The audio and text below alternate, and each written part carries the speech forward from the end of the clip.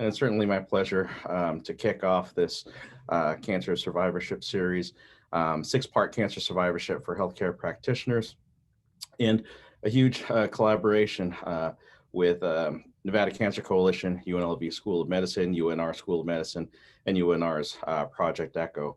And the first talk in this series, that is going to be a bi-weekly series over the next 3 months, is going to be entitled Addressing the Needs of Breast Cancer Survivors Post-Mastectomy.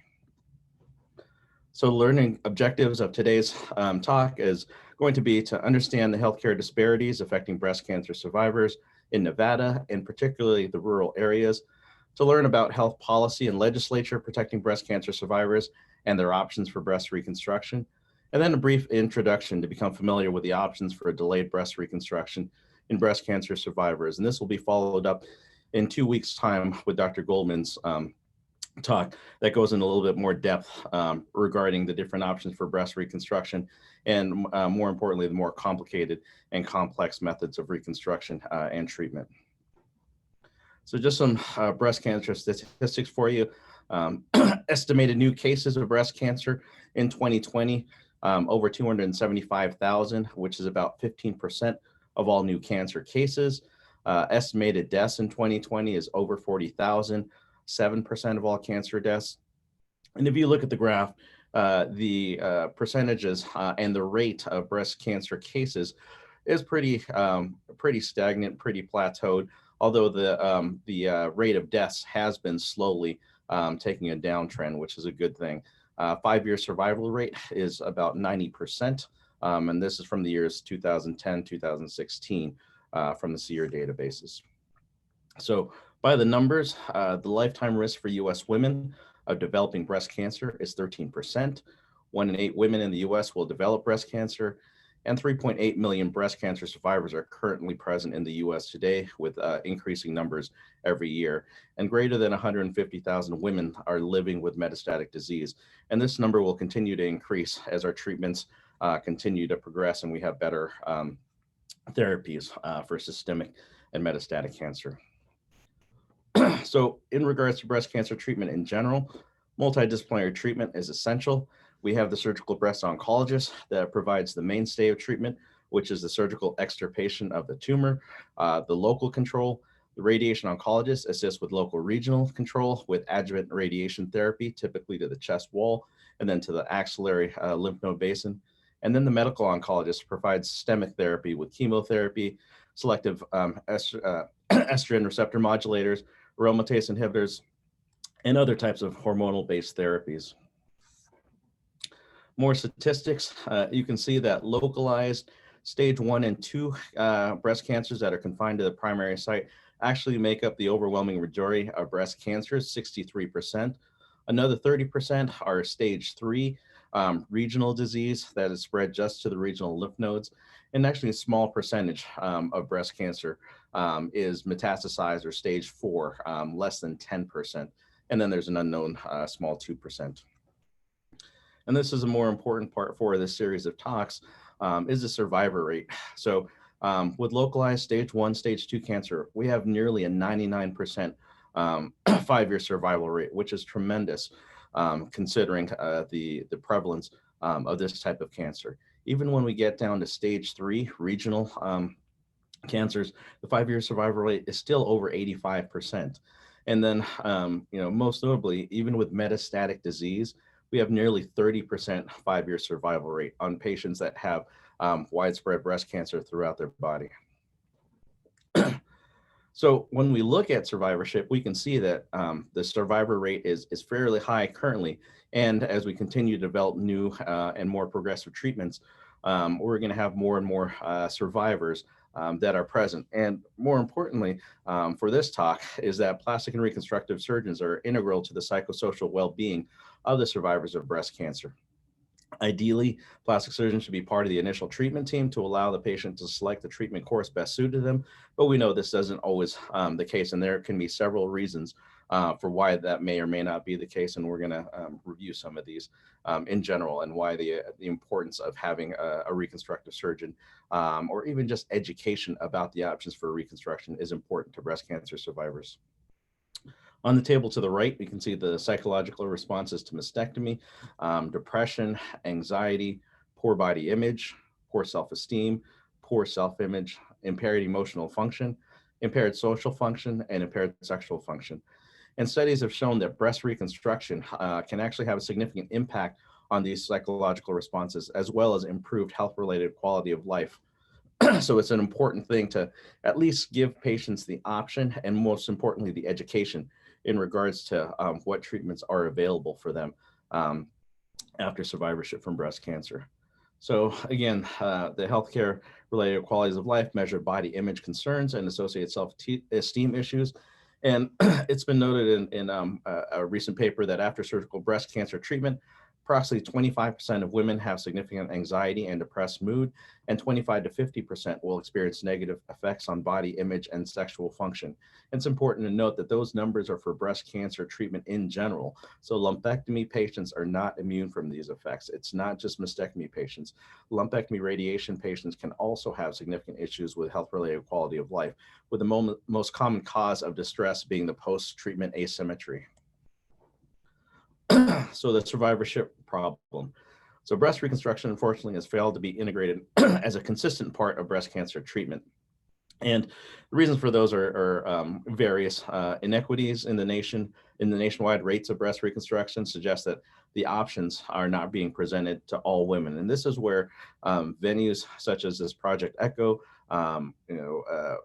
reaching out to rural grassroots organizations, Nevada Cancer Coalition, and like can help educate women and breast cancer survivors in regards to all the different options that exist for them. So breast reconstruction utilization, reported rates continue to remain low at 23 to 36%. These can be due to racial, ethnic, socioeconomic, and geographic factors that all contribute to these low rates of reconstruction. But I think most importantly, it's a lack of patient education regarding the availability of reconstruction. And one recent publication demonstrated that only 3 of 10 women had any discussion with their mastectomy surgeon regarding reconstruction. So that is italicized because you may remember that as one of the pretest questions. So try to keep that in mind for the end of the talk as well. And this is from a recent publication of Journal of Clinical Oncology. And when the rates of breast reconstruction were evaluated nationally, Nevada did place in the second lowest tier. So we're very similar to our cohorts in California, Utah, Oregon, and Washington, but we are lagging behind Arizona, doing a little bit better than New Mexico and Idaho. But in general, our side of the country is doing worse than the East Coast. And so being passionate about these breast reconstruction inequities and disparities, we actually did a Mountain West CTRAN sponsored study that Shelley and Dr. Goldman are helping me on. And we looked at breast cancer patient information from the years 2008 to 2013, aggregated from the AHRQ, which is a subset of the NIH, and their HCUP nationwide inpatient sample, NIS database, and then Nevada State Inpatient Database, which actually contributes to the nationwide database. We did analysis statistically for the 2 population proportions, determined the differences between the Nevada patient population and the national patient population. And you can just see from the ends here, these are huge numbers of patients that are in these databases, over 7,000 patients in the Nevada database and over 1.2 million in the nationwide database. And we looked at mastectomy and then breast reconstruction specifically. And so when we looked at our data, you can see that Nevada, in comparison to the national rates, are slightly lower rates of mastectomy. In Nevada, 28.6% versus the nation, 32.7%. But in regards to reconstruction after mastectomy, a much bigger disparity, with nationwide rates being 48.7 and Nevada rates being 38.7. Now, 48.7 in the nation isn't by any means a great number. That's only 50% of patients that are getting mastectomies that are actually utilizing reconstruction. But our numbers in Nevada are even more drastic. And we also further divided these patients after looking at just breast reconstruction and no reconstruction. We looked at the different types of breast reconstruction and further divided these into implant-based reconstruction or autologous reconstruction, which involves creating the breast out of the patient's own tissue, and as a subset stratification of the autologous flap reconstruction, we looked at free flaps, which are a little bit more complicated and require microsurgical techniques, versus pedicled flaps, which are more common and widespread throughout the country. And when we compared the number and type of reconstruction in each group per mastectomy, Nevada was found to be significantly lower in rates of autologous reconstruction, 6.9% versus 11%, and implant-based reconstruction, 30% versus 36%. So we were lower in all types of reconstruction, but definitely in autologous reconstruction, there was a wider disparity. In regards to free flap reconstructions, or the most complicated types of reconstructions, we had significantly lower rates compared to the nation. 1.6% was the rate in Nevada compared to the 11.4% in the nation. And when we did a subgroup analysis of those reconstructions using their own tissue in the nation, there's about 51.3% of the autologous reconstructions that are via free tissue transfer. So roughly half of the reconstructions using your own tissue across the country are being done through free tissue transfer. And in Nevada, that's less than 10%. So some of these rates are secondary to availability.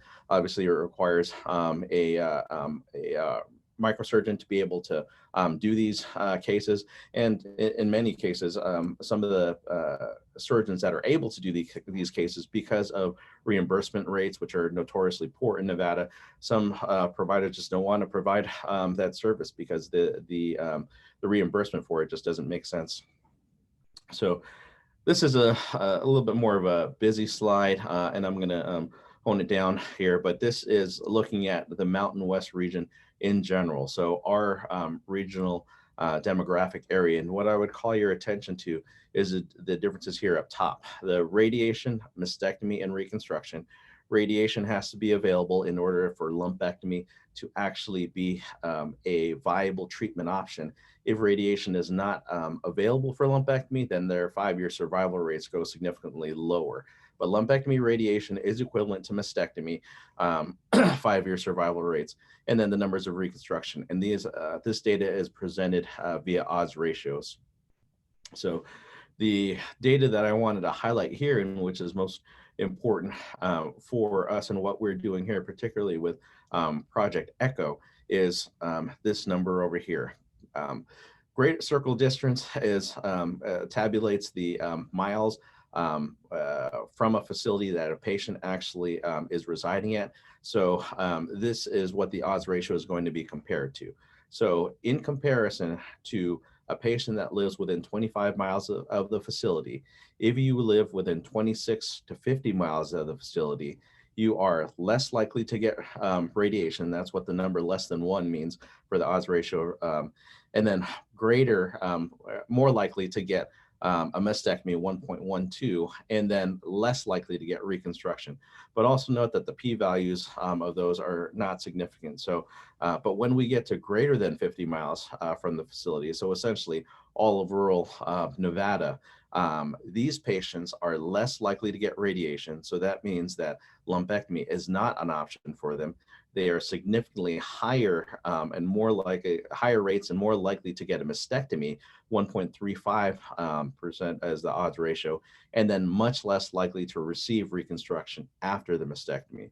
So these patients, unfortunately, in our rural patients, our rural breast cancer survivors, they are undergoing the worst of all worlds, unfortunately. And this is the reason why we need to get the education out to these patients, because certainly several of these patients are undergoing mastectomies without the option for reconstruction and the subsequent potential issues in their health-related quality of life.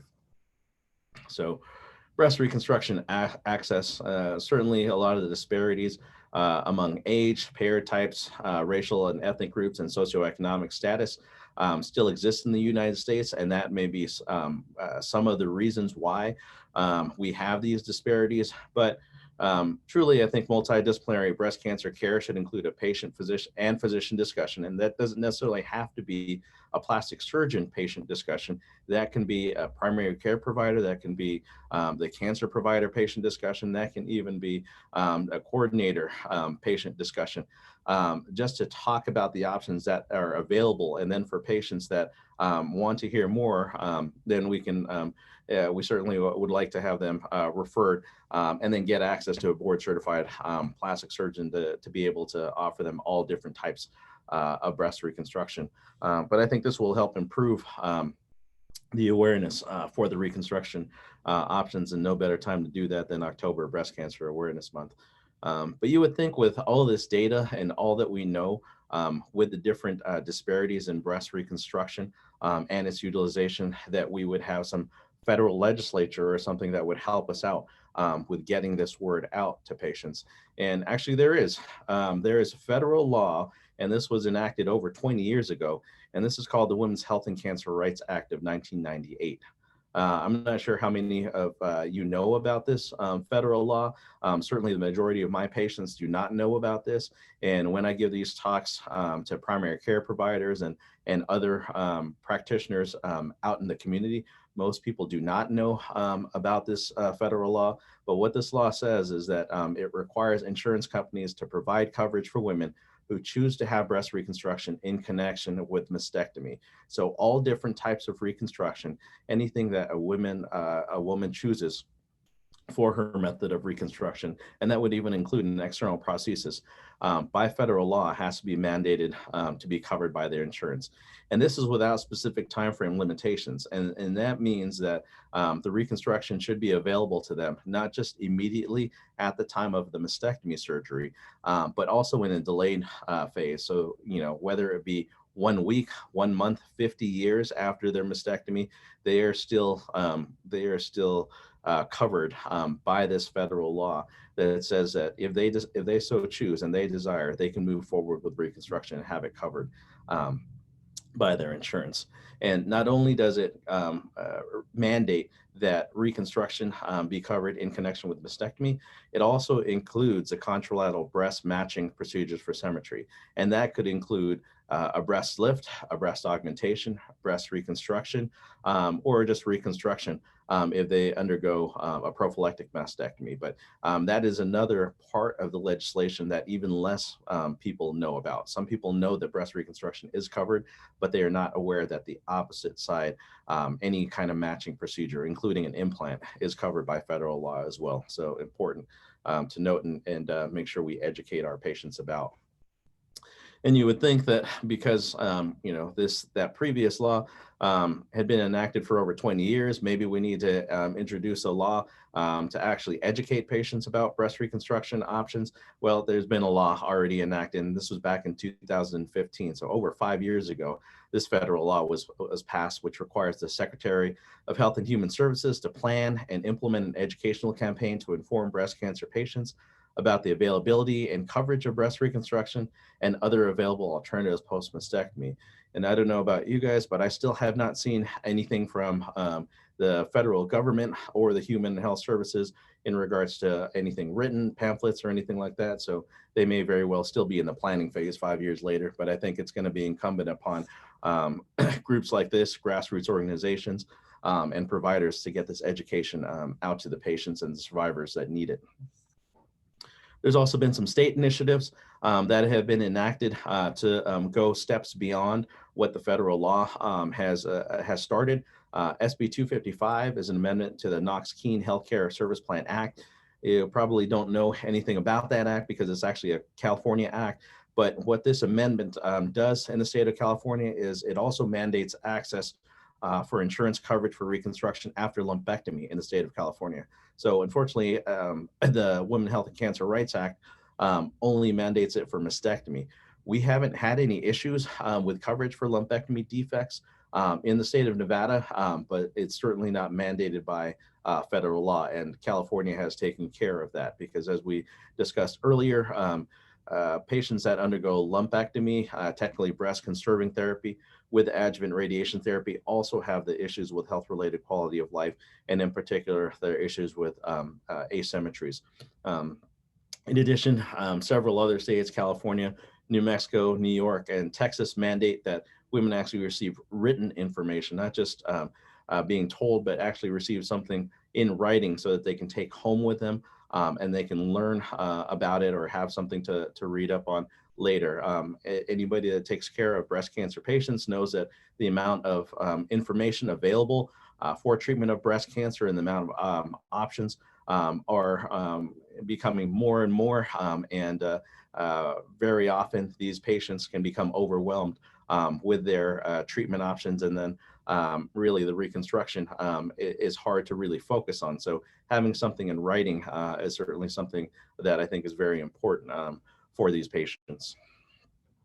And then finally, the Breast Cancer Societies, and in particular, the National Accreditation Program for Breast Cancer Centers. This is a program put on by the American College of Surgeons, and I heard one of our attendees, or I think a couple of them are affiliated with Sunrise Cancer, which I believe is a nationally accredited breast cancer program, breast cancer center. This accreditation program mandates that all patients undergoing mastectomy must be offered a referral to board certified plastic surgeons to meet their standards and to maintain accreditation.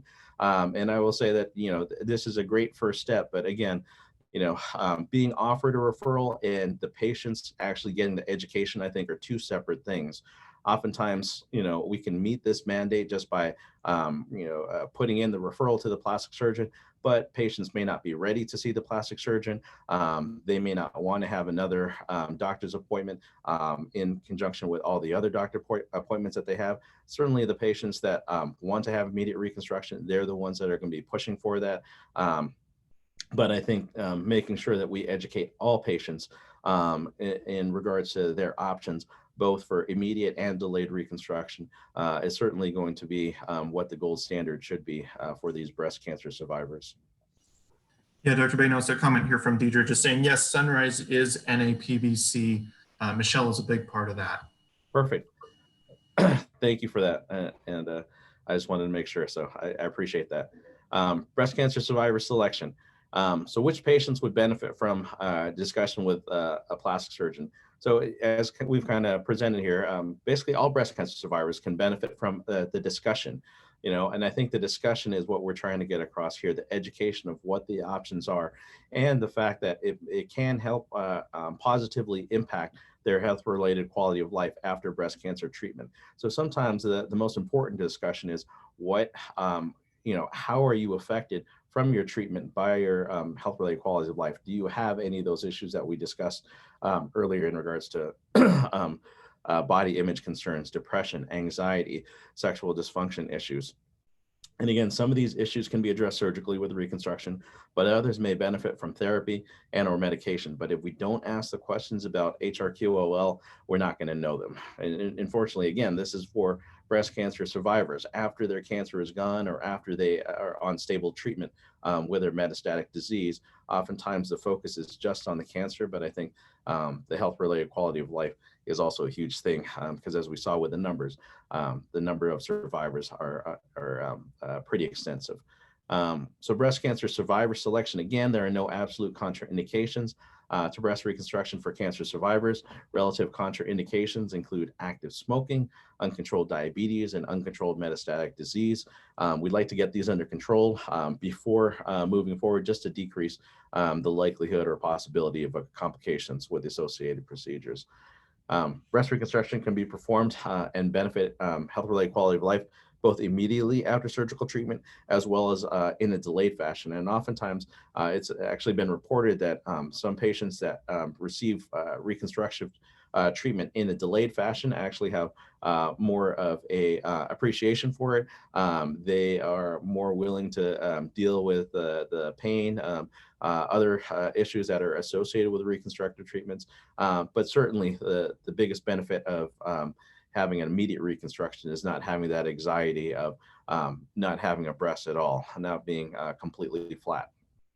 And again, there's no time limit on when breast cancer reconstruction can occur in a survivor. So it can happen immediately at the time of mastectomy. It can happen 5, 10, 50 years. It can involve a free flap reconstruction. It can involve something as simple as fat grafting to a lumpectomy defect. But the appropriate time to discuss breast reconstruction with a breast cancer survivor is whenever they would like to know their options. So either at the time of diagnosis, after the fact, but at some point bringing up the health-related quality of life issues, and then educating the patients about their options, I think is extremely important. And it's important to also note that other scenarios can exist where plastic surgeons can help improve the health-related quality of life, not just in patients that have mastectomy with no reconstruction. Some patients that actually have had reconstructions, particularly those with progressive radiation therapy sequelae, if they've had previous lumpectomy or required radiation for local regional control, they can continue to have asymmetries or progressive radiation damage to their reconstruction. And this also can be a significant source of anxiety and distress for breast cancer survivors. Even patients who desire no formal breast reconstruction can have concerns with their post-mastectomy bodies that can be improved. A lot of these patients that require or that desire no formal reconstruction will use an external prosthesis. Sometimes the breast mastectomy flaps are so thin that prosthesis is uncomfortable or unbearable to wear because of the heavy prosthesis is rubbing up against a rib cage. We can address that by thickening those flaps with fat grafting.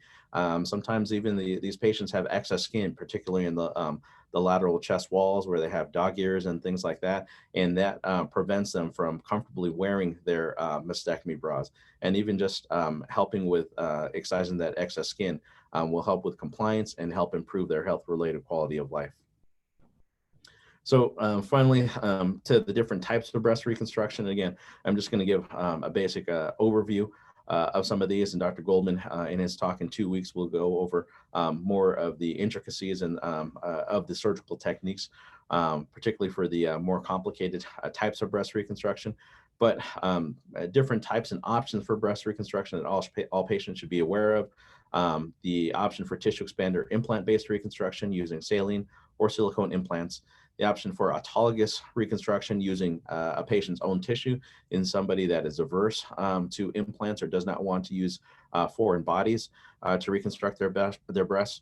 Using a combination of implant and autologous reconstruction, use of an external prosthesis, or the option of no reconstruction.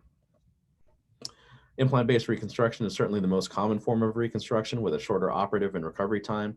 Long-term, however, there is a need for additional surgeries and the potential for implant-related complications, particularly in patients that have undergone radiation, and it requires routine screening to assess for silent rupture of silicone implants.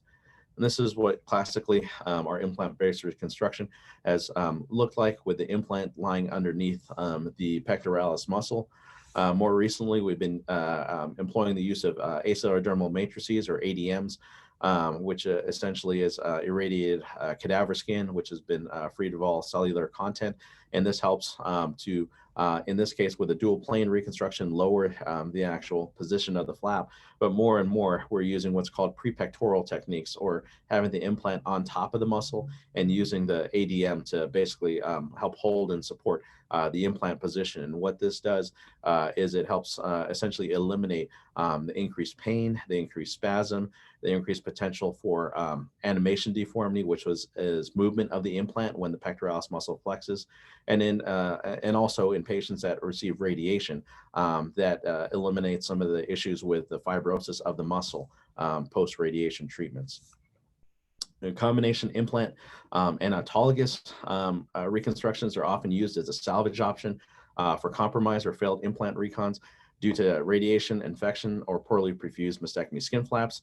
Latissimus dorsi musculocutaneous flap, or the back muscle, is most commonly used to cover a tissue expander implant and replace damaged and or lost skin and or muscle. And this is a schematic just showing one variation of the latissimus dorsi flap reconstruction. The skin paddles can be oriented in different fashions depending on the need, but basically this is tunneled underneath the axilla while maintaining the actual blood supply to the flap, and then typically covering a tissue expander or an implant. Autologous reconstruction, again, this is going to be expanded on more in more detail in Dr. Goldman's talk. This is using the patient's own tissues for reconstruction without requiring a foreign body. It's a preferred option for patients that have had radiation therapy. Certainly the initial operative time is longer and the hospital stay is a little bit longer as well. For our cases bilateral, typically about 3 to 5 days in the hospital, but less likely to require subsequent surgeries and complications. So over the lifetime of the reconstruction, typically it ends up being a wash in regards to implant versus autologous, where the implant reconstruction is short time frame up front, but more time in the OR, potentially in the hospital long term, whereas the autologous reconstruction is more time initially up front with less time in the operating room and in the hospital over the lifetime of the reconstruction. Different types of reconstruction, pedicle flaps and free flaps. Pedicle flaps are more common, technically easier to perform with shorter operative times and less hospital stay. And again, free flaps are more specialized. They require the use of microsurgery, so trained microsurgeons, longer operative time, but potentially longer hospital time for monitoring. Examples of the pedicle flaps include tram flap and latissimus flap. And then the free flaps, the deep flap is the most common deep inferior epigastric artery perforator flap, as well as the SIEA flap. These are abdominally based. The SCAP flap is from the buttock donor site. Tug and pat flaps are from medial thigh donor sites. And the lap flap or the lumbar artery perforator flap is from the lower back donor site. And then finally, fat grafting is truly a technique that has revolutionized breast reconstruction. It allows for shaping of both implant and autologous-based reconstructions. And with newer techniques, we're able to actually fat graft upwards of 200, 300, 400 cc's of fat into each breast, which is about the equivalent of a decent-sized implant. It can be used to thicken mastectomy flaps for reconstruction or for external prosthesis, as mentioned earlier. And again, it can augment volume, allowing for an autologous latissimus flap reconstruction without an implant, because we can essentially replace the implant volume with fat volume. So in summary, although breast reconstruction has been shown to significantly improve health-related quality of life, there are still significant socioeconomic and geographic barriers preventing its widespread utilization. Health policy and legislature exist to improve disparities, but access and most importantly, education are still lacking. And numerous options exist for breast cancer survivors that can have a positive impact if we address and advocate for our patients' wishes. And back to our CME pretest questions. Based on a recent study, what is the percentage of women that had any discussion with their mastectomy surgeon regarding reconstruction? And I can't see the chat on here, Troy, so do we get any responses or anybody? Yeah, so it was 54% said 30%, 38% for 60, and 8% for 90. Perfect. And so the answer is 30%, as you all heard. What is the name of the legislation that mandates insurance coverage of breast reconstruction? Do we have answers for those? Biggest response was Women's Health and Cancer Rights Act. Excellent. So a very well-informed group. And it's something we need to get across to our patients and other providers out there. And then finally, which of the following breast cancer survivors are potential candidates for breast reconstruction? Biggest response was all of the above. Excellent. So thank you. This is one of the passions of mine and our department down here at UNLV School of Medicine. This talk and this collaboration with Nevada Cancer Coalition and UNR School of Medicine and the Project ECHO, our two lectures were done with work sponsored in part by Breast Reconstruction Awareness Day grant, a broad day grant from the Plastic Surgery Foundation, the American Society of Plastic Surgeons. This is my email. It's just my name, richard.benosa at unlv.edu. And Troy and Sneha will have that available for anybody that has any additional questions as well. So happy to take questions now and potentially go over a case or whatever the next set of things is, Troy. Excellent. Yeah, thank you, Dr. Benosa. Great information that you shared with us here today. So yeah, we'll open it up to the group for questions right now. Feel free to unmute yourselves with the little microphone icon on the Zoom toolbar, or you can also write in through the chat box.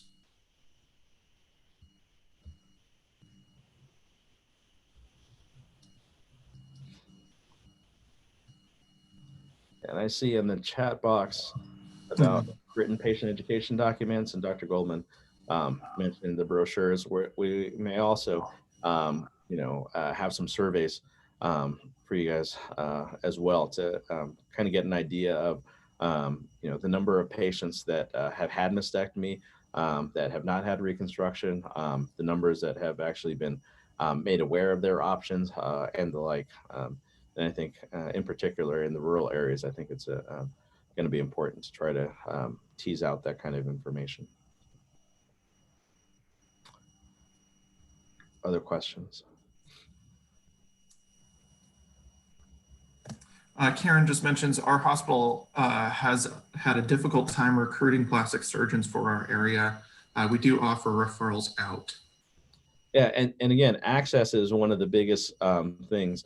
But I think, with the advent of the pandemic, telemedicine has become a huge part of consultations and things like that. I'm not sure.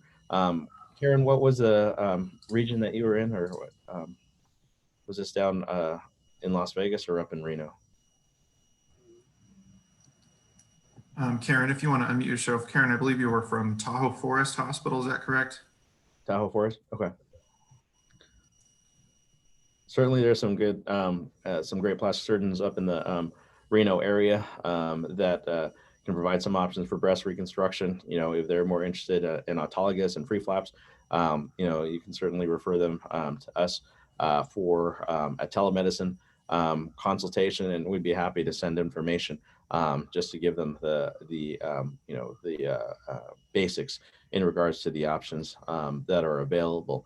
And a lot of times, short of referring a patient out when they have to travel, particularly during this time right now, I think it's most important to try to get as much information out to the patients, ahead of time, so that they know their options, they know what they're good candidates for. They have a lot of their questions already prepared, or oftentimes a lot of their questions can be answered by the primary care providers in regards to what the different types of options are, what the recovery time is, what the long-term monitoring or long-term potential for requiring follow-up operations or potentially complications is. So.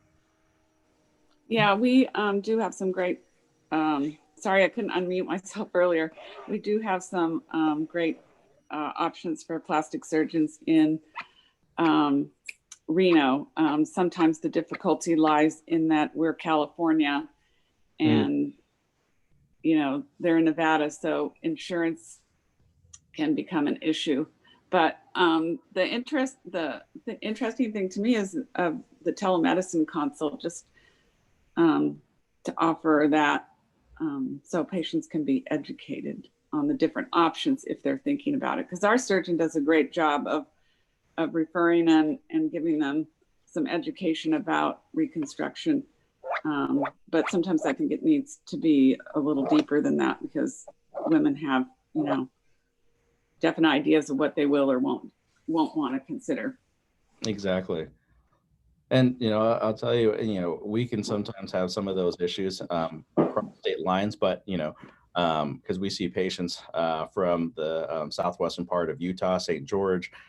We'll see patients from Arizona, Havasu, and the eastern part of California as well. But again, knowing that as long as the patient has insurance and there's a federal law, sometimes the plastic surgeons, don't want to take certain insurances and things like that. And so that's when, we tend to have some issues as well. But certainly over at the university, we're happy to take all insurances, and we take a large proportion of Medicaid and things like that, because some plastic surgeons don't want to take Medicaid. So. Good to know. Thank you.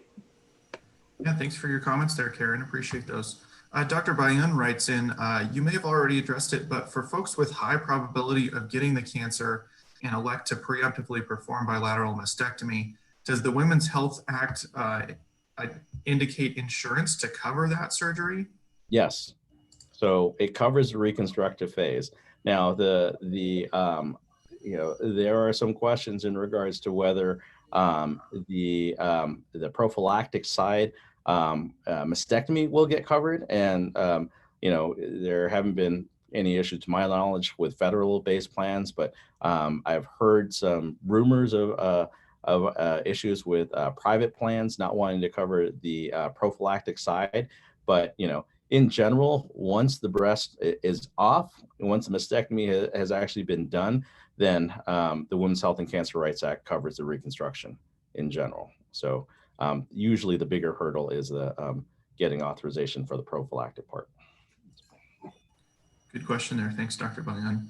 Any other questions or comments from the group? Feel free to unmute yourselves or write it through the chat, please. Actually, great question, because that's a question a lot of patients have.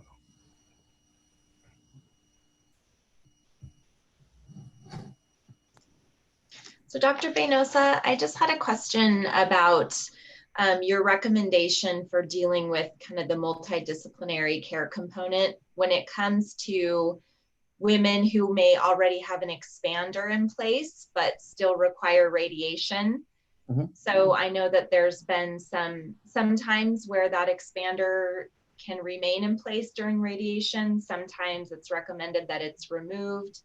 I'm just curious how you handle that and how we all can best help advocate for that, maybe that better upfront conversation so that the woman is prepared to know, what those decisions need to be for her. Because a lot of times in my experience, they don't expect that they're going to have additional surgeries, and there's obviously a lot of room for education there. So I'm just curious what your comments and thoughts are for that. Sure. And I'll preface this by saying that, every plastic surgeon may be a little bit different in regards to their protocols for what they like to do. But the way that I present it to patients is that if they want any form of reconstruction, regardless of whether it is implant-based or tissue-based, I start off with a tissue expander because, we really don't know whether they're going to need radiation until after the tumor has been excised and they know the lymph node status, tumor margins, those kinds of things, right? And the tissue expander is essentially kind of a babysitter, holding in place the skin and trying to maintain the skin envelope, okay? And radiating a tissue expander that can be removed, exchanged for a permanent implant, or even be replaced with a free tissue transfer or a flap is infinitely better than putting a flap there immediately just to have it radiated, because you only have one option or one chance to do the flap, right? There's no need necessarily to remove the tissue expander prior to radiation. I will tell you that just like plastic surgeons, each radiation oncologist has their different protocols that they like to do.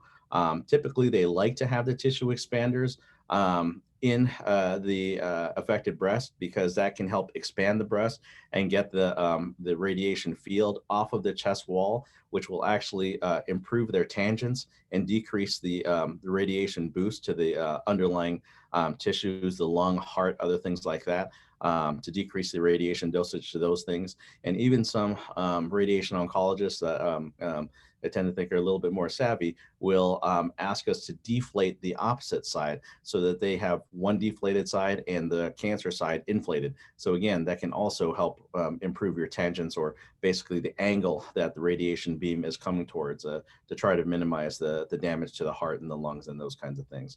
But there's certainly no right or wrong answer. And like I tell my patients, I help improve their quality of life for when they're a survivor, but certainly the cancer treatment is primary. So we need to get them to the survivor stage.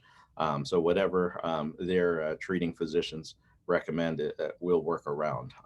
But having a tissue expander there initially helps to kind of assess how bad the radiation damage is going to be, okay? And we typically will wait 6 months after the end of radiation to go to the second stage. And if everything still looks pretty good, we can still consider the use of an implant and just exchange it for an implant. If the patient still wants an implant-based reconstruction, but the tissues are too damaged to use their mastectomy flap skin, then we'll bring in the back flap to replace that damaged skin and still be able to use the implant. If for some reason the patients then decide, after the radiation, that the tissue expander does not feel like a normal breast, it's not something right for them, then we can switch out the tissue expander and replace it with their own tissue typically from their abdomen. So I'd also echo, what Dr. Baez was saying. I think your question's a really apt one, which is, that the multidisciplinary care aspect of this is extremely important. And so communication between the specialties is also important. And so, we work really closely with our radiation oncologists, the medical oncologists, the breast surgeons. It really highlights the importance of the breast centers, because that puts all of those people in one place and eases or simplifies that communication. So I think that the multidisciplinary aspect is extremely important, that open line of communication between all specialties, but also the individualization of care is of extreme importance, right? So, we're not just looking at, what type of cancer. You can't come in and say, oh, I have stage 1 cancer. And Dr. Benosa or I'll say, okay, then you get expanders and this type of implant or expanders and this type of reconstruction. It depends on your medical comorbidities. It depends on the surgeries you've had in the past, whether you've had past radiation or planning on future radiation or chemotherapy, whether it's neoadjuvant or adjuvant. And so there's a ton of moving parts. And, I think both of us work, and a lot of the plastic surgeons throughout the national community who focus on breast reconstruction work really hard to individualize care. So to your point, it's a long conversation. It's not a short conversation, and it's a very individualized one. We all go over the basics with each patient, but we really have to focus in and help to understand their patient specific desires. And that's really where like joint decision making comes into play, because obviously even if you speak to somebody for 45 minutes to an hour, you won't fully understand their lives or what their goals and expectations are. And so we provide them all of that information, provide recommendations, and then have that joint decision-making discussion to really make a plan. And I see there is a question in the chat from Jill Smith. If women are not discussing reconstruction with their surgeon, how are they getting their information? Internet, word of mouth, primary care? Unfortunately, the answer for the vast majority of women is they're just not. They're not receiving the information at all, which is a huge problem, and one of the issues that we're hopefully trying to address with talks like this, with educational programs, with some of the initiatives that Nevada Cancer Coalition is doing in conjunction with UNLV and UNR. And I think, this is something even, all of you that just tuned into this talk can help with, in a grassroots fashion, just get that information out there to people, because if they don't know that there's an option available to them, they're not going to go searching for it. Many of my patients will say, oh, I didn't even know that you could do anything after the fact. I thought if it didn't get done during the mastectomy, I didn't have a shot. So the amount of impact you can have on a breast cancer survivor's life is tremendous, with even the smallest things, even just talking to them about what their anxieties are, what their problems are and issues are, because a lot of these patients tend to get from their treatment survivors is that after the cancer is gone, the problems are all gone. And that's not necessarily true with these patients. Thanks, everybody.